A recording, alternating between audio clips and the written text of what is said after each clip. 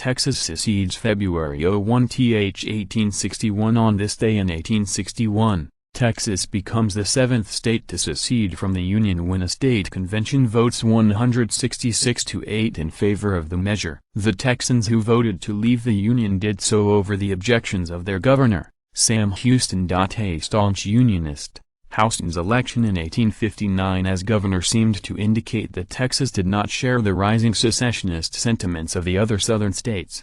However, events swayed many Texans to the secessionist cause. John Brown's raid on the Federal Armory at Harper's Ferry, Virginia, now West Virginia, in October 1859 had raised the specter of a major slave insurrection, and the ascendant Republican Party made many Texans uneasy about continuing in the Union. After Abraham Lincoln's election to the presidency in November 1860, pressure mounted on Houston to call a convention so that Texas could consider secession. He did so reluctantly in January 1861, and sat in silence on February 1 as the convention voted overwhelmingly in favor of secession. Houston grumbled that Texans were stealing the voice of reason, and he predicted an ignoble defeat for the South. Houston refused to take an oath of allegiance to the Confederacy and was replaced in March 1861 by his lieutenant governor. Texas' move completed the first round of secession. 7 states, South Carolina, Georgia,